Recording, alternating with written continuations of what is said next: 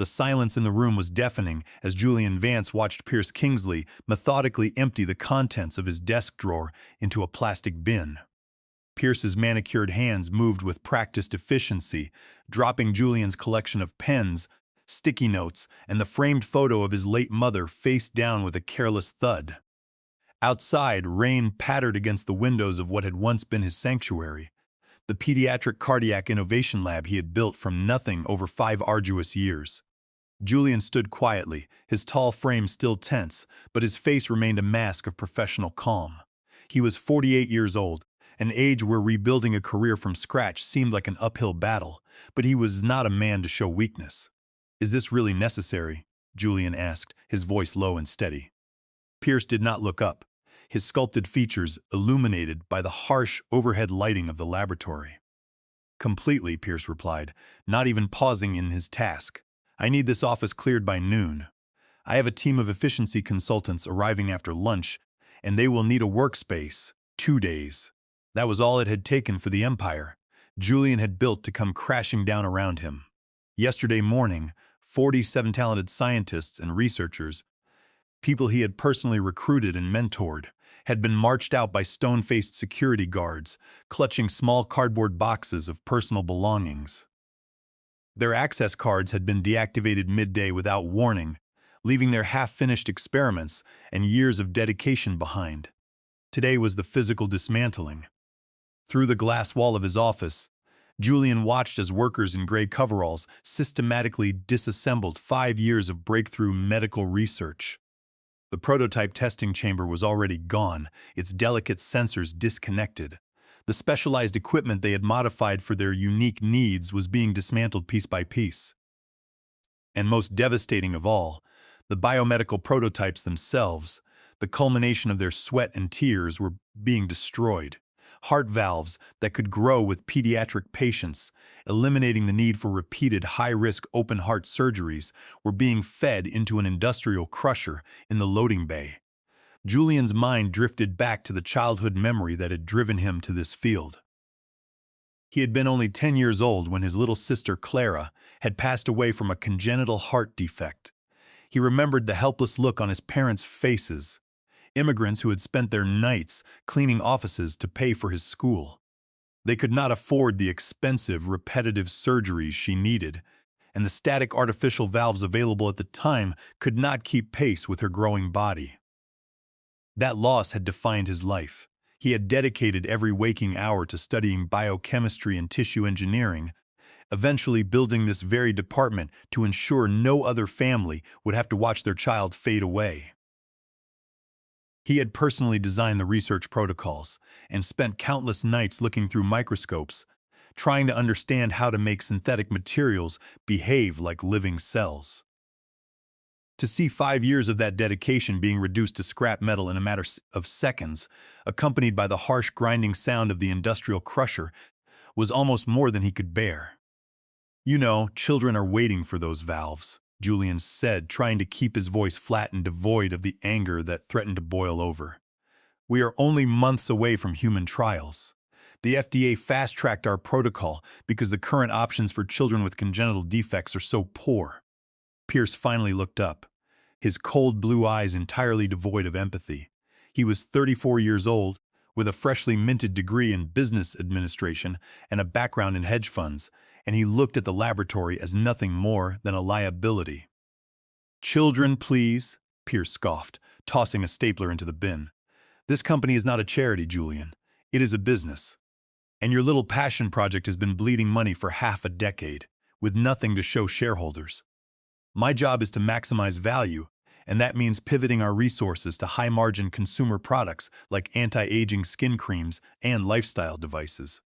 Long-term research is a luxury we can no longer afford. Shareholders want returns now, not a decade from now, and I intend to deliver." "Nothing to," Julian began, but he swallowed the rest of his sentence. There was no point in arguing with a man who measured the value of human life in quarterly profit margins and stock valuation. This was not about facts or science, or the children who would die waiting for the technology they had nearly perfected. This was about power, about the new guard making way for the new regime, and about Pierce Kingsley finally getting to play with his father's company, now that Reginald Kingsley had stepped aside due to his health. Pierce walked to the wall where Julian's framed patents hung. 15 of them, each representing countless hours of late-night innovation and complex molecular modeling.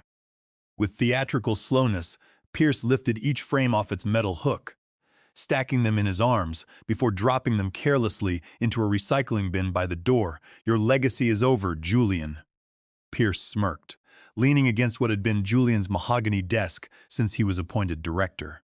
"My father is no longer running the show.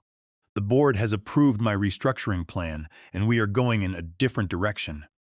More consumer products, less long-term research, and things that actually turn a profit within 6 months." Julian nodded once, his face carefully blank.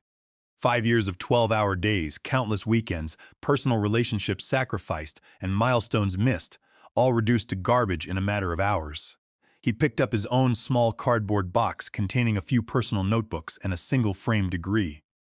He did not argue, did not plead, and did not try to explain the lives their work would save. Instead, he walked out of the office, passing the noisy industrial crusher in the loading bay. One of the machine operators avoided his eyes, looking down in shame. But what Pierce did not know was that Julian's closed fist held a tiny glass vial, pressed tightly against his palm. It was the catalyst compound, the miraculous enzyme Julian had discovered that prevented tissue rejection and allowed the synthetic valve to integrate with living heart tissue. Without it, the prototypes Pierce had saved for show were completely worthless. During the 5 years that Julian spent building the innovation lab, it had become more than just a place of employment. It was a sanctuary for minds that did not fit the standard corporate mold. He had handpicked his teams, selecting individuals who possessed not only high-level academic credentials, but also a deep, personal connection to the work. They had celebrated victories together, like the first time the silicone valve successfully responded to electrical impulse mimicking a child's heart rate. And they had supported each other through failures, like when a batch of synthetic polymers degraded prematurely in the simulation chamber. The lab was equipped with state-of-the-art bioreactors, environmental simulation chambers, and microfluidic testing arrays, much of which had been custom-modified by his team to meet their unique research requirements. The physical space was designed to foster collaboration, with open workspaces, floor-to-ceiling whiteboards, and a small lounge where they could drink coffee and debate scientific papers. To watch workers systematically dismantle this space, disconnecting cables, packing delicate instruments into foam crates, and labeling their custom equipment as corporate surplus, was a painful experience.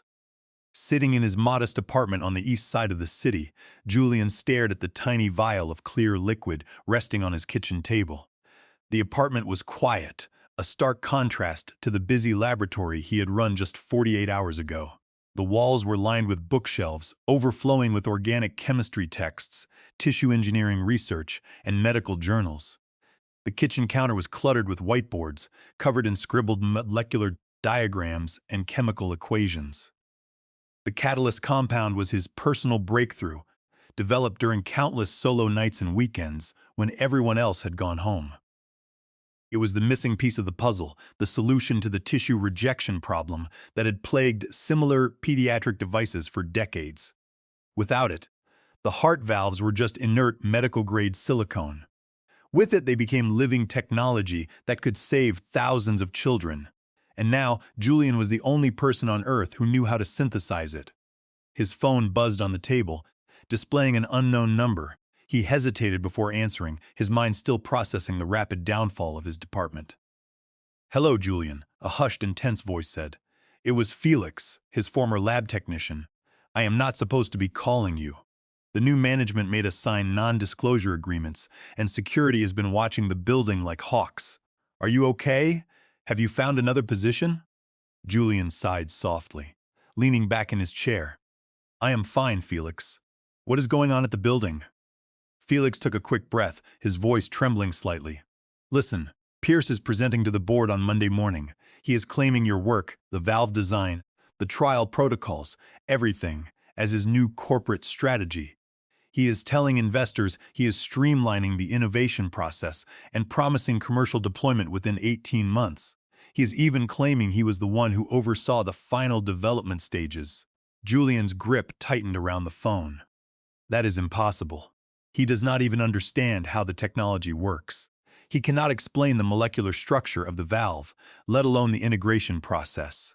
He is bluffing his way through meetings, using our slides and our data, Felix whispered. But Julian, the biggest issue is that the Tanaka delegation is flying in for Monday's demonstration. Julian's heart gave a sudden thump. Tanaka Medical Technologies was the largest medical device distributor in Asia. A partnership with them would mean global reach for the heart valves and billions of dollars in potential funding. What demonstration? Julian asked. The prototypes were destroyed. I watched them get crushed in the loading bay. Pierce kept one set, Felix whispered. He stopped the operators from crushing the final 5 prototypes. He wants to show them to Sayuri Tanaka herself. But Julian, without the catalyst, they are useless. I know, Julian replied. They are just empty shells. They will not integrate, and they will fail any chemical test. The silicone will not bind with the patient's cells, and the body's immune response will destroy the structure within hours. Pierce does not know that. He thinks the valves are complete. He is planning to demonstrate tissue integration using your old research slides. But when the Tanaka team asks for verification, the whole thing will blow up. Julian thanked Felix and hung up. He stared at the vial, feeling the first stirrings of a plan. He was 48, but his mind was as sharp as it had ever been. He spent the rest of Saturday night and all of Sunday morning filling 3 notebooks with calculations, legal strategies, and chemical formulas. He knew that Pierce was playing a dangerous game, one with children's lives as collateral. But Pierce had made a critical error by assuming the scientist was just another employee who could be replaced. On Sunday afternoon, Julian called Toby, his head of software engineering, and Valerie, his lead microfluidics researcher. Both had been laid off alongside the other 47 scientists. Toby confirmed that Human Resources had contacted them, asking them to come in on Monday morning to discuss potential consulting roles. Julian explained the trap. Pierce wanted them there as window dressing to answer technical questions when he got in over his head during the Tanaka presentation. Julian told them to go, to act cooperative, but to take detailed notes of every statement Pierce made. After hanging up, Julian made another call to Evelyn, Reginald Kingsley's longtime executive assistant. Evelyn had survived corporate battles for 30 years, and she was loyal to the family, but she was disgusted by Pierce's actions. She confirmed that Pierce had locked his father out of the company and was planning a permanent transition. She also provided the key code to the private supply closet that connected directly to the executive boardroom, a secret passageway Reginald had used during a hostile takeover attempt in 1997. The cattle compound itself was a complex organic enzyme, synthesized through a multi-stage process that Julian had spent 3 years perfecting. It was designed to act as a biocompatible bridge between the synthetic polymer of the valve and the living endothelial cells of the patient's heart tissue. When applied to the valve's surface, the compound stimulated the growth of a thin layer of the patient's own cells, effectively disguising the artificial device from the body's immune system. When the patient's own cells bound with the silicone, the immune response was completely bypassed. Without this cellular coating, the patient's white blood cells would identify the synthetic silicone as a foreign invader, triggering an inflammatory response that would lead to tissue rejection, scarring, and an eventual device failure. The preparation of the catalyst required precise temperature controls, a specific sequence of chemical additions, and a delicate purification process that could not be replicated without Julian's detailed laboratory notes and personal expertise. It was the heart of the entire technology, the secret key that transformed a simple piece of molded silicone into a life-saving medical breakthrough. At 5:30 Monday morning, Julian's doorbell rang.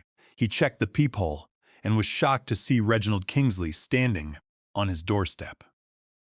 The founder of the company looked diminished, thinner and grayer than the commanding figure Julian had worked under for 5 years. His normally immaculate suit was slightly wrinkled and his hands trembled. Julian opened the door and ushered him inside the small apartment. Reginald looked around at the whiteboards covered in formulas and the stacks of journals. "I apologize for the early hour, Julian," Reginald said, his voice quiet. "I do not have much time. Pierce has handlers monitoring my lake house, but I managed to slip away. I had to see you." Julian set down his mug of coffee. "I heard you were in Switzerland at a wellness retreat, Reginald." "That is the story Pierce is telling the board," Reginald sighed, sitting heavily on a chair. "The truth is much worse. 6 months ago, I was diagnosed with early-stage cognitive decline. Pierce found out, and instead of helping me, he used it as a weapon. He threatened a public competency hearing that would have ruined my reputation and tanked the company's stock. He forced me to sign over my voting shares and step down. He promised he would preserve the heart valve program, but as soon as I signed, he fired you and shut down the lab. I taught him how to run a business, Julian, but I never taught him how to be a human being." Reginald looked at Julian with deep sorrow. "He does not have the catalyst compound, does he?" Julian remained silent for a moment, then shook his head. "No, he does not. I have it here." Reginald nodded, a look of relief passing over his face. "I knew it. You were always 3 steps ahead.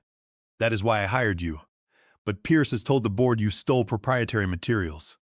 He is prepared to have security arrest you if you set foot in the building." Julian leaned against the counter, cross-armed. "Let him try. He has no idea what he is doing." Reginald leaned forward, his eyes intense. "Julian, this is not just about corporate politics. Sayuri Tanaka is bringing her grandson, Kenji, to the presentation. The boy is 7 years old and has already survived 2 open-heart surgeries. His current valve is failing, and he cannot survive another traditional replacement. Sayuri wants to see if our adaptive valve can save him." The news hit Julian hard. This was no longer an abstract corporate battle. A real child's life hung in the balance. Julian outlined his plan to Reginald, who listened carefully. When Julian finished, the old man smiled, a glimmer of his former strength returning. "It is risky, Julian, but it is the only way to save the technology and the company. I will help you. I still have a few allies on the board, and I can authorize a visitor badge for you." After Reginald left, Julian prepared for his next meeting. He had contacted Audrey Sinclair, his former research partner and rival. Audrey was a brilliant scientist who had left the company 3 years ago after Julian was promoted to lead the department. She was now working for their largest competitor, and Pierce had reached out to her, offering her a massive contract to recreate Julian's work. Julian met Audrey at Riverside Park. The morning air was cold, and they sat on a bench overlooking the river. Audrey was suspicious, but when Julian slid his notebook across the bench, showing her the initial molecular structure of the catalyst, her eyes widened. "This is brilliant, Julian," she murmured. "How did you stabilize the enzyme?" "I will show you the full formula," Julian said, "but I have conditions. I need you to attend the board meeting today. When Pierce presents the prototypes, I want you to state the scientific truth, that without the catalyst, the valves are completely non-functional." Audrey stared at him, her brow furrowing. "You want me to commit career suicide by contradicting a major prospective client?" "No," Julian replied. "I am offering you a partnership. Tanaka Medical wants this technology, and they are willing to acquire the department as a separate entity if Pierce fails.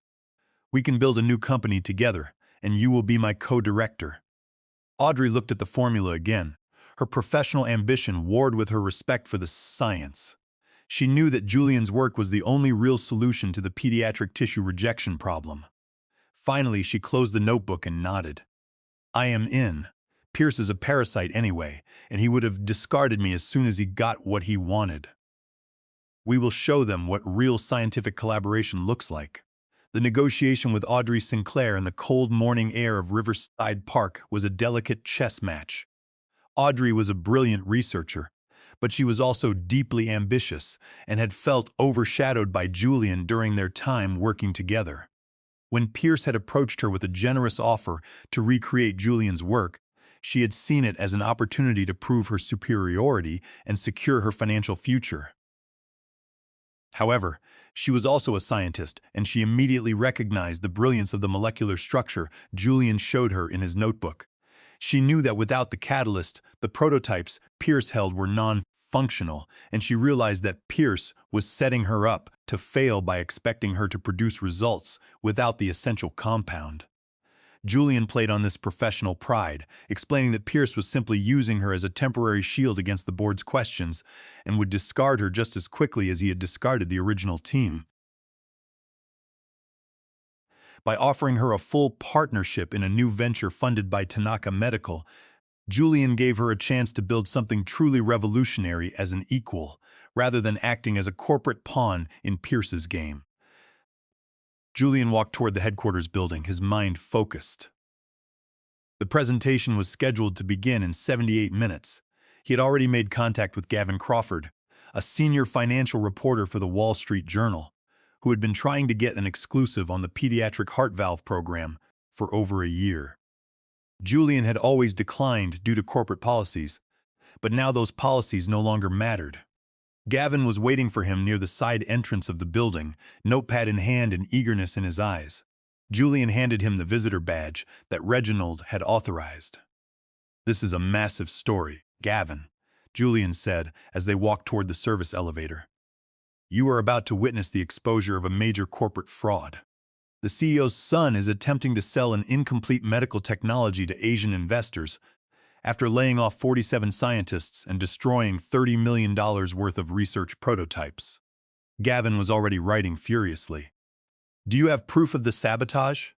Julian patted his briefcase. "I have 17 signed statements from the lab operators, security logs, and my personal research journals documenting that the catalyst compound belongs to me, not the company. I also have evidence that Pierce bypassed the board of directors to order the destruction of the prototypes, which is a clear violation of his fiduciary duties. They took the service elevator to the executive floor, avoiding the main reception area where security was on high alert." Using the key code Reginald had given him, Julian opened the supply closet and led Gavin into the small anteroom behind the executive boardroom. Through the narrow ventilation panel, they could see the room filling up. The board members were sitting around the massive mahogany table, talking in low tones. Pierce Kingsley was pacing near the presentation screen, looking anxious. He was badgering Toby and Valerie, who stood by the door, trying to get them to explain the tissue integration slides. Julian watched as the Tanaka delegation entered. Sayuri Tanaka was an elegant woman with silver hair, her expression serious. Beside her was Kenji, a small 7-year-old boy whose pale skin and blue-tinted lips spoke of a failing cardiovascular system. The boy looked frightened, clutching his grandmother's hand. Seeing him, Julian felt a surge of determination. This was the reason he had spent 5 years in the lab. Julian turned to Gavin. "Stay here until the presentation starts. Once Pierce begins, slip into the back of the room and record everything. Do not say a word unless I call on you."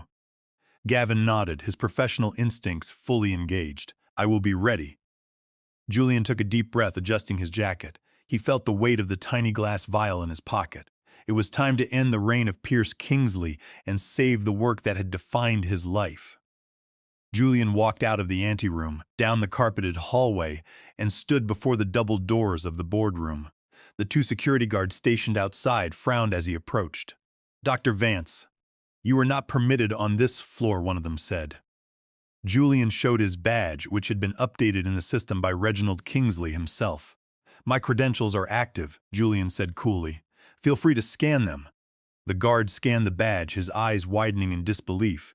"It is valid." He looked at his partner, then stepped aside. Julian pushed the doors open and walked into the boardroom just as the lights were beginning to dim. The heavy wood doors closed behind him with a soft click, sealing him inside the room where his life's work would either be saved or lost forever. Gavin Crawford was a journalist of the old school, a reporter who believed that financial journalism should expose corporate wrongdoing and protect the public interest, rather than simply reporting on mergers and stock prices. He had been following the developments at Kingsley Medical with growing concern, noting the sudden retirement of Reginald and the subsequent rumors of department closures and mass layoffs. When Julian contacted him, offering an exclusive, detailed look at the corporate sabotage and technological suppression taking place within the company, Gavin recognized it as a major story. As they rode the service elevator, He questioned Julian about the scientific and legal evidence, scribbling notes in his pad. He understood the legal implications of the Warren Act violations and the potential for securities fraud if Pierce presented incomplete, non-functional technology to international investors. Gavin's presence in the anteroom was a key element of Julian's plan, providing a neutral public record of the presentation and ensuring that any attempt by Pierce to cover up his actions would be exposed to the world. The sudden entrance of Julian Vance caused an immediate hush to fall over the boardroom. Pierce Kingsley froze, his face turning pale before flushing with anger. "What are you doing here?" Pierce demanded, his voice cracking slightly. "Security, remove this man. He is a terminated employee and has no right to be here." Before the guards could step forward, Sayuri Tanaka spoke, her voice calm and authoritative. "One moment, Mr. Kingsley. I requested that the lead scientist be present. I am here to invest billions of dollars, and I want to hear from the person who actually built the technology." The board chairman, Chairman Henderson, nodded in agreement. "Sit down, Julian. Let us hear the presentation first." Pierce swallowed hard, trying to regain his composure. "Very well," he said, turning back to the screen. He began his presentation, speaking confidently about the market size and the projected revenue of the pediatric heart valve. But when he reached the technical details of the tissue integration, Sayuri Tanaka raised her hand. "Mr. Kingsley," she said, looking closely at the slides, "can you explain the chemical process behind the tissue integration? Our scientific team is concerned about the immune response." Pierce smiled nervously. "Of course, Dr. Tanaka. Our team has developed a biological interface that prevents rejection." He gestured toward Toby, but Toby remained silent, taking notes as Julian had instructed. Pierce's sweat was now visible. "We use a synthetic compound to coat the valve," he stammered. "It is a proprietary formula." Audrey Sinclair stood up from her seat near the board members. "Actually, Pierce, that is not true. I have reviewed the files you sent me. The valves you are holding are completely inert. Without the catalyst compound developed by Julian Vance, they are just expensive silicone shapes. They will not integrate, and they will be rejected by any human heart within 48 hours. The board members began to murmur, and the chairman looked furious. "Pierce, is this true? Did you present incomplete prototypes to our primary investors? This is corporate sabotage," Pierce shouted, losing all control. "He stole the compound from our labs. He is trying to ruin this deal." Julian stepped forward, removing the vial from his pocket and holding it up. "This compound was developed during my own personal hours, using my own resources, and is documented in my personal logs. It does not belong to the company. And as for corporate sabotage, you are the one who destroyed $30 million worth of prototypes to cover up your restructuring failures. I have 17 statements from the lab technicians who watched you do it." Gavin Crawford stood up from the back of the room, holding up his recorder. "Mr. Kingsley, I am Gavin Crawford from the Wall Street Journal. I have copies of the statements and the research logs. Would you care to comment on the destruction of company assets?" The boardroom erupted into chaos. The company's chief legal counsel, Ms. Thorne, cleared her throat and addressed the board. "Chairman, we have a severe legal crisis. Beyond the potential loss of the Tanaka partnership, Pierce's decision to lay off 47 employees without notice is a direct violation of the Worker Adjustment and Retraining Notification Act, also known as the Warren Act, under 29 U.S.C. Section 2101. Furthermore, the unauthorized destruction of $30 million in research prototypes constitutes a clear dissipation of corporate assets and a breach of fiduciary duty. The board could be held personally liable." The chairman looked at Pierce with utter contempt. "The board will recess immediately. Pierce Kingsley, you are suspended pending a formal investigation." Reginald Kingsley entered the room, looking tired but resolute. "I am stepping back in as interim CEO," he announced. "And my first act is to reinstate Julian Vance as the head of the Pediatric Cardiac Division with full autonomy." Sayuri Tanaka smiled, looking at Julian. "My offer of $8 billion stands, Julian. But only if the project is run by you through a joint venture with Tanaka Medical. We will start clinical trials immediately, and my grandson Kenji will be the first recipient." Julian knelt down to Kenji's eye level. "Are you ready to get a new heart, Kenji?" The boy nodded, his smile bright and full of hope. "Yes, Dr. Vance. I am ready. 2 months later, the clinical trial was a complete success, and Kenji was running and playing like a normal child. Pierce Kingsley was facing multiple lawsuits and a federal investigation, his career ruined. Julian stood in his newly rebuilt laboratory, watching the sunset, knowing that the best revenge was not the destruction of his enemy, but the survival of the children his work would save. The legal intervention by Miss Thorne was the turning point in the boardroom confrontation. As the company's chief legal counsel, her primary duty was to protect the corporation and its directors from legal liability, and she immediately recognized that Pierce's actions had exposed the company to catastrophic risks. She explained that under the Worker Adjustment and Retraining Notification Act, or the Warren Act, the sudden layoff of 47 employees without a 60-day notice period was a clear violation of federal law, exposing the company to significant penalties and back pay claims. Furthermore, she pointed out that the unauthorized destruction of $30 million in research prototypes, which had been funded by the company's shareholders, constituted a clear dissipation of corporate assets and a breach of fiduciary duty under Delaware General Corporation law. She warned the board members that if they proceeded with the presentation using incomplete and non-functional technology, they could be held personally liable for securities fraud and breach of trust. Her cold, objective analysis stripped away Pierce's remaining authority, leaving him isolated and defenseless. The application of the catalyst compound to the valve prototype was a moment of pure scientific magic. Under the intense, focused gaze of the board members, the Tanaka delegation, and the WSJ reporter, Julian used a pipette to place 3 drops of the clear enzyme solution onto the silicone surface. Within seconds, a subtle reaction occurred. The dull white synthetic polymer began to translucent, its surface texture shifting as the catalyst stimulated the integration process. Julian explained that the enzyme was reacting with the surface proteins, preparing the polymer to receive and bind with the patient's cells. To the non-scientists in the room, it looked as if the artificial valve was coming to life, transforming from an inert piece of plastic into a living, organic structure. Sayuri Tanaka leaned forward, her eyes wide with professional admiration. She recognized the genius of the chemical design, understanding that Julian had solved the greatest obstacle in tissue engineering. The demonstration was irrefutable proof that the technology was real, complete, and ready for clinical trials, sealing the fate of Pierce Kingsley.